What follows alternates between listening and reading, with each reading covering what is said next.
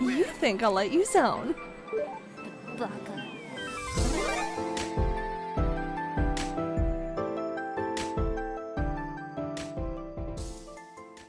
I let the Spyro announcement simmer a bit because I wanted to know exactly what I was getting rather than a shiny new trailer with no release date, but I got more than I asked for, as Spyro A Realm Reborn will be headed by Toys for Bob after the merger between Microsoft and Activision Blizzard. They had their shot with 2020's Crash Bandicoot 4 It's About Time to some success, which was around 5 million on all platforms, with a respectable number but not COD good, as Activision made Toys for Bob go to the COD mines as a support studio.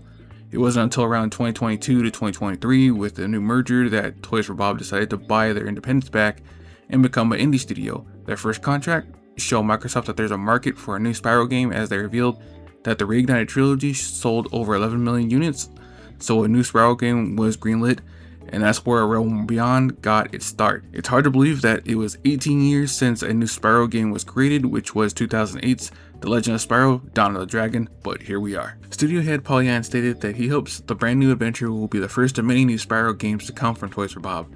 For many who don't know, after Crash 4 they went to support other studios on games like Overwatch 2, Warzone, Modern Warfare. As they are grateful to continue to work, these were not the games that brought them joy and excitement. What we're attracted to as a team is working on games that are joyful experiences.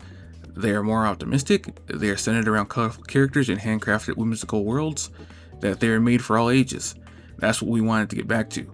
After restructuring, they had a plan to get back to Spyro after it sold so well, and if you are a Spyro fan, you must be wondering what kind of Spyro are we going to be getting. Well, we'll be getting a more familiar one with the OG trilogy, running around and exploring, but Spyro will have evolved since the last time we saw him. Spyro has gotten a little bit bigger with a bigger set of wings. One of the things Toys for Bob wanted to do was not just do a rehash of the old formula, because then the experience just becomes okay.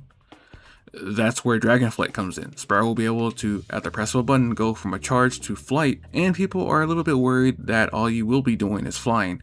Toys for Bob did state that there will be things and areas that flight cannot reach, so you don't need to worry. In the leaks, it said that Spyro will have a type of stamina bar that, yes, you can fly whenever, but it will be limited, as you will have to rely on momentum, as we see in the alpha footage, where he gets more speed and height with updrafts and flight rings to make flight last longer.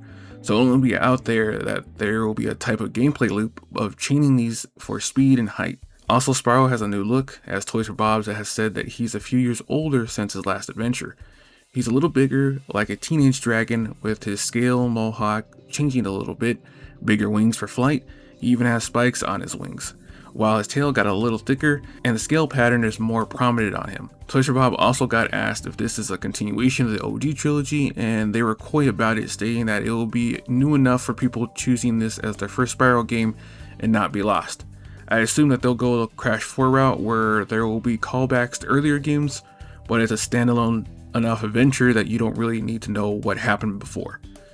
Then they got asked about the difficulty and said that Spyro isn't known for difficult platforming, but they made it with kids and people's first experience with games in mind, meaning if it's like the OG trilogy, there will be some tricky platforming, but overall it isn't ball-bustingly difficult. There's two things you still need to know, and one of them was, is Stuart Copeland going to be the composer for this game, but so far it hasn't been announced that he's composing this soundtrack for A Realm Beyond, and Tom Kenny is returning to voice Spyro once again. But this is all the info that I could drum up so far for the new Spyro game. I'm optimistic that Toys for Bob can do it justice, just don't go overboard with the flying is all. And that should do it for the news. Stay gold, guys, and I'll see you in the next video.